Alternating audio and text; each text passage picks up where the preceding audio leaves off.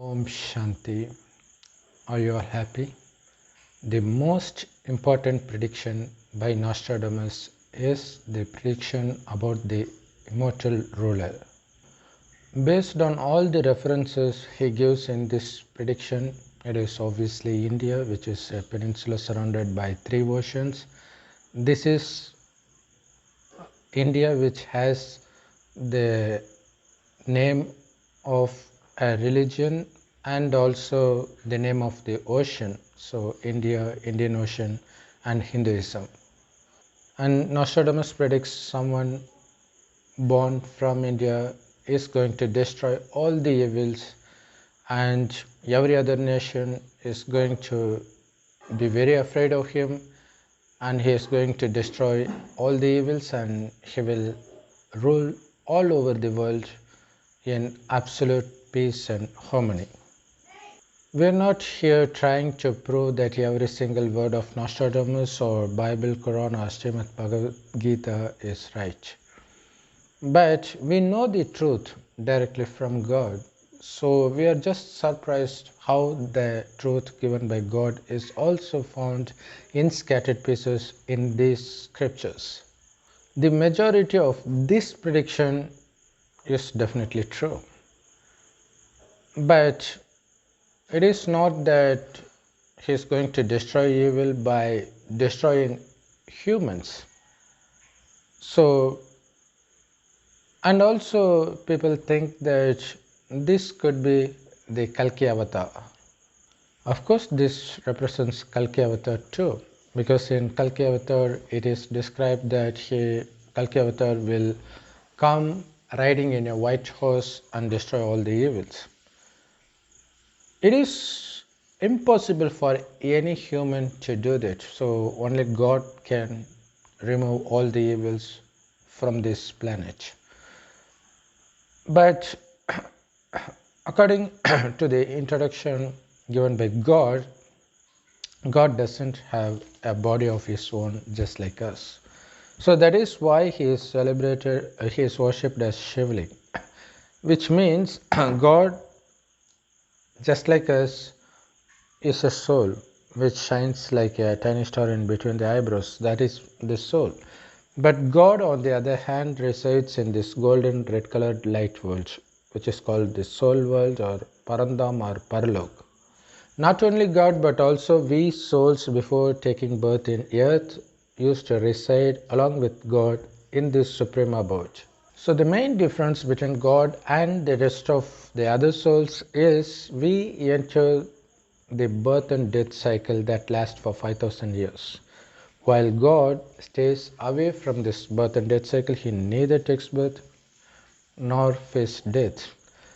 But still, he needs to come towards the end of this old world to prevent the destruction of the old world, because this world is eternal, but the life on it will get destroyed if God doesn't come in the end. So what God comes and does is he gives the teaching. He enters an old man's body and he names him Brahma. And he starts giving this knowledge called Murli, which is available absolutely free of cost in all Brahma Kumaris Rajog meditation centers. It is also available in many websites and YouTube. We will be giving the links of some of them in the description below.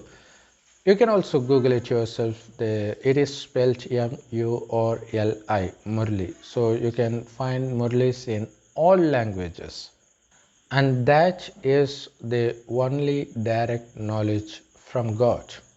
God himself comes to give this knowledge. So it is by listening to this knowledge and by imbibing the knowledge that our character becomes divine from devilish. Because as we all know, Kali Yuga means Yuga where people are filled with devilish qualities. So it is with the help of God's knowledge one is able to drive all the evil out of his mind. So the essence of God's teaching is to consider ourselves to be the soul that shines like a tiny star in between the eyebrows, and we shouldn't consider ourselves to be this perishable body.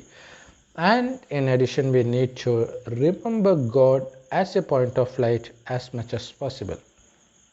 The more you spend time in remembering God, you will find yourself getting rid of all the vicious thoughts and attraction towards these worldly matters. So you need to constantly remember God, and also you need to constantly remember the teachings of God. You need to constantly keep your mind busy with the knowledge points. This is how one's mind becomes pure, and also one becomes soul conscious. Actually, God reveals that God created us as soul conscious in the beginning when the world was heaven 5000 years back. It is because we were soul conscious, which means we considered ourselves to be the soul that operates this body. It is the soul that sees through the eyes, speaks through the mouth, listens through the ear, performs all actions through this body. We were constantly aware of that in the beginning. So that is why the world was heaven. It was filled with everything that we need to lead a happy life. Since we were fully soul conscious, we not only considered ourselves to be souls, but also the ones whom we interact with to be souls too. So we were not attracted to their external appearance. So since we were constantly aware of ourselves, that is the souls, we experienced constant blissfulness, because the true nature of the soul itself is blissfulness and peacefulness. But as time passes by, after the completion of first 2500 years, we start developing body consciousness. We no longer consider or remember ourselves to be souls.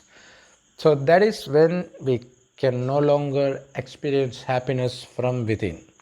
So we had to depend on things external to us to experience happiness. That's how we become addicted to sensual pleasures, and also the five vices: lust, anger, greed, attachment, and ego.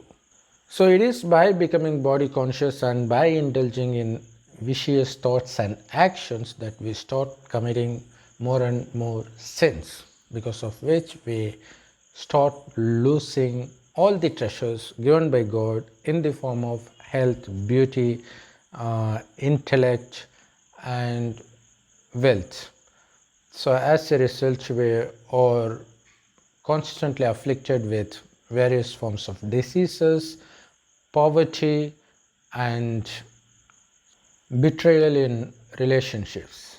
So that's how mind works when the soul loses its power. So God comes in the end to fill our mind with power through His teachings. So we need to constantly think about God and His teachings, so we always keep our mind busy with these positive things, that we spare no time for evil thoughts to emerge or for evil thoughts to enter from the surroundings. So we should be that busy. That's how we become pure gradually.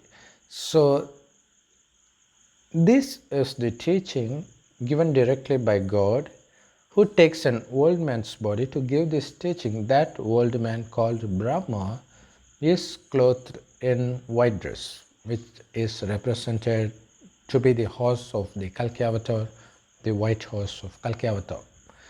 So the Kalki doesn't represent that old man, but the one who entered that old man, which is God Shiva himself. So that God Shiva who exists as a point of light is called Allah by Muslims and Heavenly Godfather by Christians, God is always one. He comes only once, and the knowledge that we receive is available for us only once, and that is now. So it is by imbibing the knowledge of God and by developing divine qualities, and also by removing all the devilish qualities from our minds, that we becomes eligible to take birth in heaven. After all, the world gets destroyed in the end for it to be renewed into heaven. But it will automatically be renewed to heaven, but we do not automatically get qualified to enter heaven. So we need to make effort based on God's teachings to develop those divine qualities to be able to take birth in heaven again. So it is not, as mentioned in Nostradamus' predictions, that God destroys all the evil person on the planet, because everybody is a child of God, so he would obviously not do that. So what he does is he removes all the devilish qualities from us. He kills the lust, anger, greed, attachment, and ego in us. So those qualities makes us into real devils. So it is by getting rid of those vices completely, one becomes divine, which is our true nature. So in heaven there will be the kingdom of Lakshmi and Narayan. So obviously that immortal ruler represents Lakshmi and Narayan. The reason they are called to be the immortal rulers is because they consider themselves to be souls. So death obviously happens only to the body and not to the soul. Soul is eternal. So since they were soul conscious in heaven, they don't consider leaving the body, the soul leaving the body, to be death. It is just like a soul taking another dress. So not only Lakshmi and Narayan, every single resident of heaven are soul conscious, and they are immortal. Actually, the world, heaven itself, is called the world or land of immortality. And also, they give the immortal rule, which means it is going to be continuous. It is not going to be facing any interruptions from anybody, because the residents of heaven are going to be so pure in their heart as a newborn baby, so they do not have any intention of snatching away somebody else's kingdom or anything belong to others, because they were so pure that they do not have even a trace of any vice, whether it's lust, anger, greed, attachment, or ego. You don't find in them. They were as pure as God Himself. So that is why Hindus build temples for them in heaven and worship them. But what they do not know is it is themselves who were like this in the beginning. And God reveals this secret and makes us to become like that once again. So for the first 2500 years, you will not find a trace of any type of quarrel within family or within states. You don't find.